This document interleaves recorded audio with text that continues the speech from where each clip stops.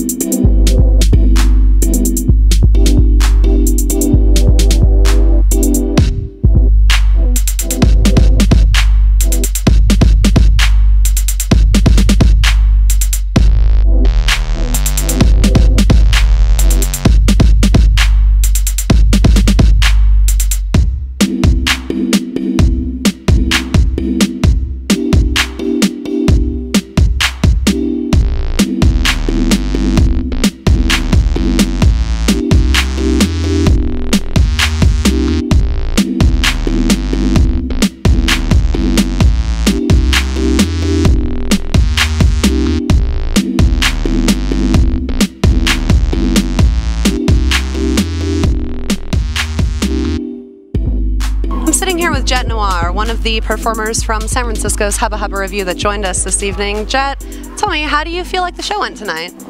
I feel like it was a great crowd, a lot of good energy in the room, and I love the space, I love the stage, and just being able to sort of really spread my wings instead of just, feeling cramped, because how it is when we perform on a lot of different stages and things like that. I really love the stage. It was a great night.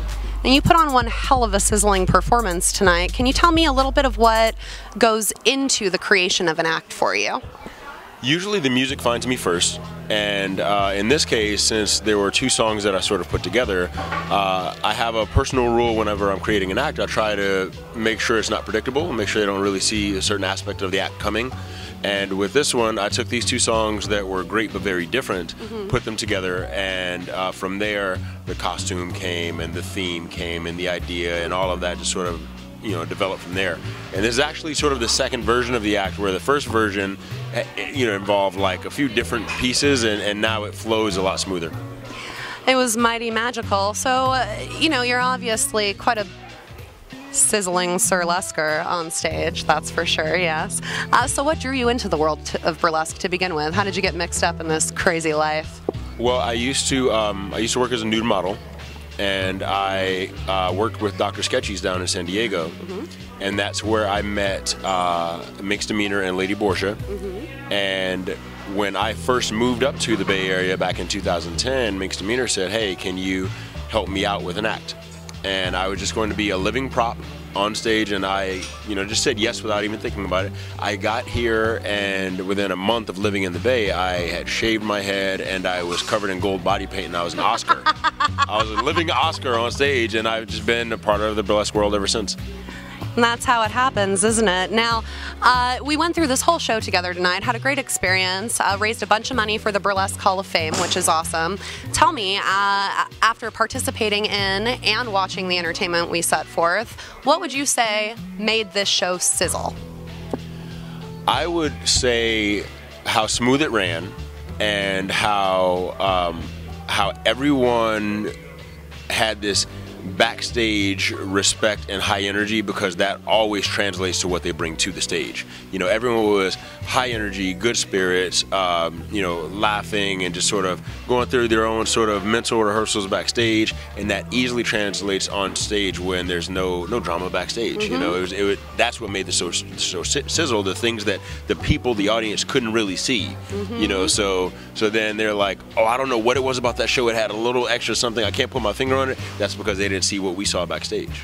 That is that sizzle, proper backstage etiquette, and carrying yourself like a professional, like a performer, like a lover of this art form is what brings it all together. Yeah. It was such a pleasure to have you here tonight. You were absolutely delightful. If you ever see Jet Noir's name on a bill, go check the fucking show out. Thank you so much, darling. Thank you. Thank you. All right, now there's been a lot of build-up for this, and I'm just going to build it up a little bit more, because it's time for me to present the headliner of this show. Yeah! Bring it! She is the quintessential queen of Quake. You know what she's going to be doing with us tomorrow? Teaching a workshop in Sacramento to some of our Siren students. Anyone in the audience going to the workshop tomorrow? We'll be there. It'll be a great time. We just wrapped up Kitten de Ville's Bump, Grind, and Movement workshop, and I'm standing here with one of her students. Tell me your name and how you felt about the workshop today. My name's Christine, and I loved the workshop. It's amazing.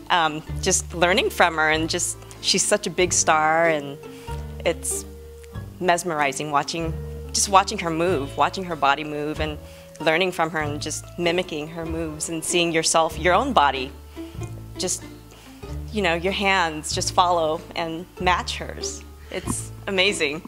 It was. It's quite a privilege. Yeah. It was a great workshop, yeah. So if you could say, what makes Kitten sizzle? What made this workshop sizzle? What really spoke to you the most out of this whole last hour and a half of bumping and grinding? I think her spirit, what she brought to class was just everything that exuded about her spirit. She brought it to her, and she shared it with us, and we all took a piece of it and used it to our advantage, and just brought our own sizzle with it, I would sure as hell say that you did, girl. Thank you so much for coming today, and let's get a sizzle real quick. Sizzle. And now it's time for a 10-second dance party. Did you say a 10-second dance party? 10-second dance party. She is about to present to all of us, and this is very special. It's special that she's here. What I'm about to tell you is even more exciting. She is about to debut a brand new fucking act that's never been seen anywhere in the world before right now. That's right, ladies and gentlemen. It is my honor and distinct pleasure to introduce to you the one, the only, Kitten de Ville.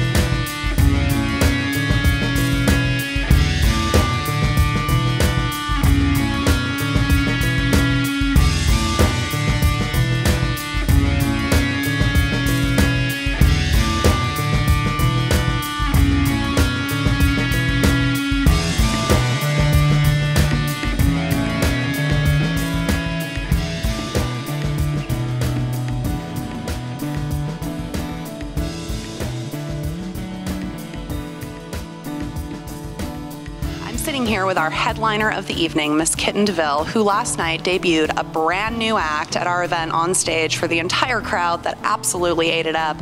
What I'd like to know is what inspired the act and what process do you go through bringing a concept to reality?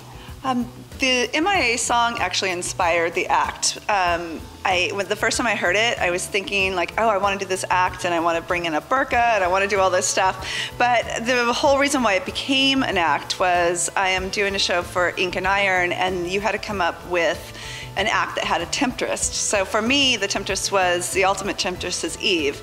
And I was just playing around with the concept of the stigma on women with, you know, like taking away their sexuality and being shameful and stuff. So in my version, the girl is never shameful. She's with the snake, she takes the apple, and then she's like, loves her body and wants to adorn it. And then I play around with the veil and use it to kind of represent Mary and represent the burqa, but also the hidden femininity that is the mystery. And so that was what the act is about for me. And then I just thought the MIA song worked perfect for the live fast, die young, bad girls do it well, because she is choosing to live life with knowledge and she doesn't care if she lives or dies. I mean, the death part of it, you know, so that was that. And the whole process of it is then I have this whole realization within 5 minutes of saying I was going to do this act was like, oh, I'm going to have this giant snake and it's going to wrap around me, and then I'm going to do this and then I'm going to do that,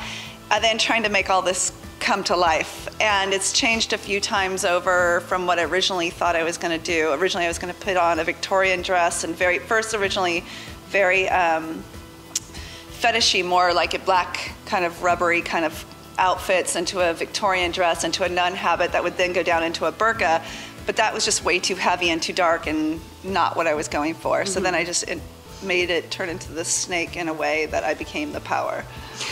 The message definitely translated to the crowd, and the costume was quite dazzling, I have to say, and it seemed like there was a lot involved in getting all suited up for it. It was a reverse striptease, so a lot of that happened on stage, but tell me a little bit about the actual mechanics of getting set up for this act, because I know there's a lot involved on that flip side that the audience doesn't get to see and I think should probably appreciate.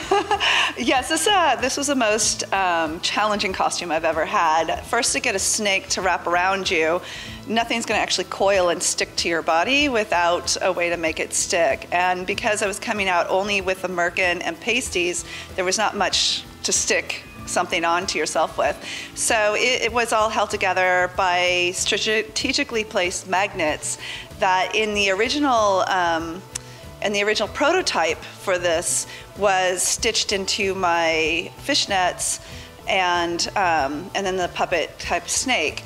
Well, when I got the real costume made, the fabric was different and heavier, so it wouldn't stitch into my my nets, and I ended up having to tape magnets onto my body, but that took me a couple of day process to realize this can actually happen and make it work.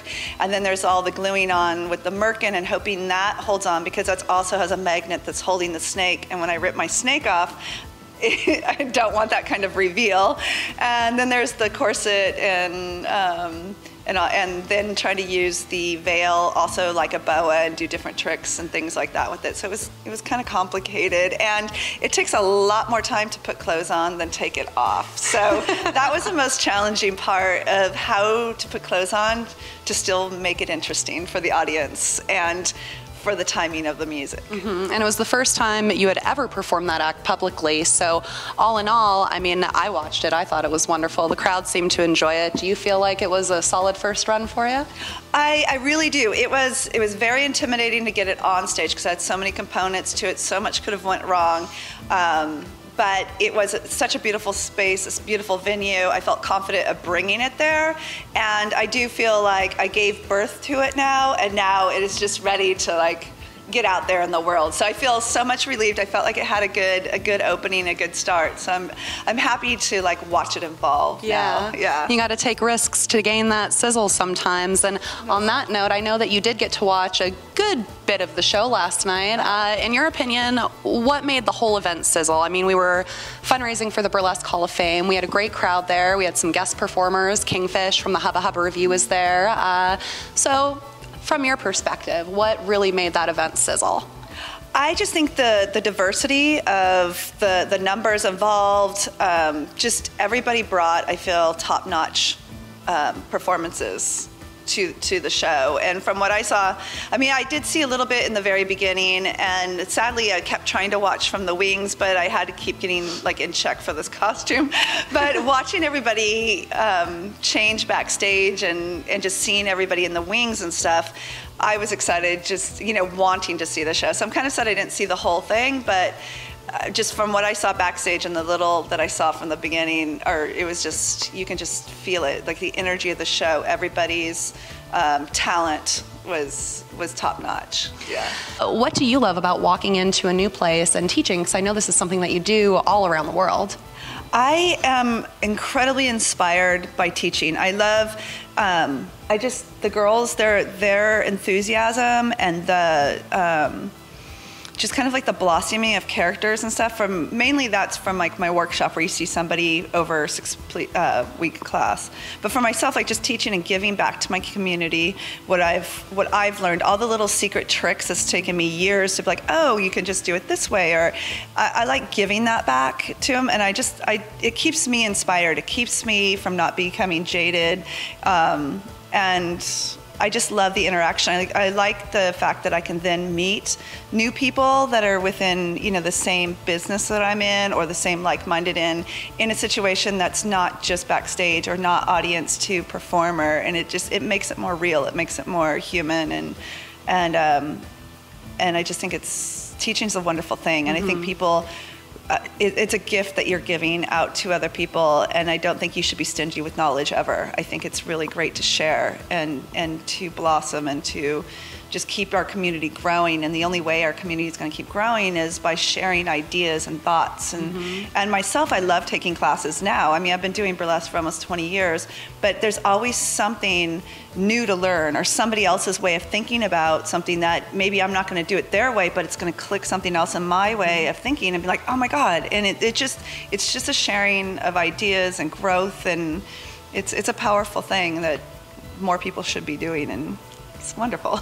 Well, let me ask you one last question. If you could give one piece of advice to people that are just emerging in the burlesque world, new performers and producers, drawing from all of your perspective and experience, what do you think from an emotional perspective best arms someone to take on the burlesque world for everything that it's worth? I think the best thing a new performer or any performer should do is just be themselves. Stay true to who you are, what your passions are, what you want to bring on stage. Do not do something because somebody else is doing it or because you're told it's this way. Never believe that you can't do something. If you really want to do something, if you believe this is the best thing and the best way to do it, then I say do it. Like, develop it, make it your own. It is great to be inspired. I'm inspired by so many different elements outside of burlesque, inside burlesque, just in life as general is an inspiring thing. But I never just go, okay, I'm inspired by, or I want to do it because I saw that girl do it, and take that component of their act, or, you know, that's stealing.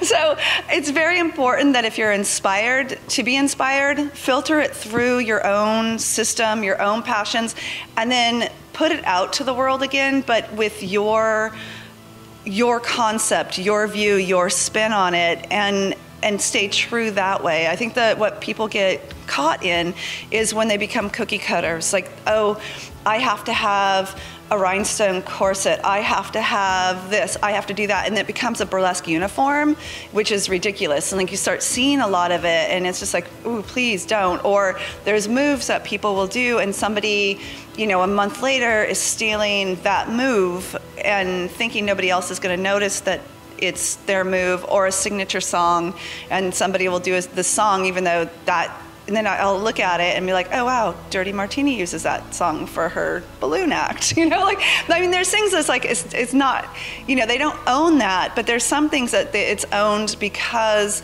they have made it so much something that they've done, that if you try to recreate it the way they've done it, all that person's going to do is think of the other person and not you. So if you want to become known on stage and not just a cookie cutter, you have to make things your own. You have to find that one thing that people will recognize and always think of you when they see it happen other places. And don't fall in the trap of being told or thinking there's this certain way you have to do something. The only way you have to do something is the way you do it, and make it your own. And that separates star performers from everyday else. You have to stand up and take notice, and people notice people who are genuine and authentic, and that's the only thing. Like, just be authentic.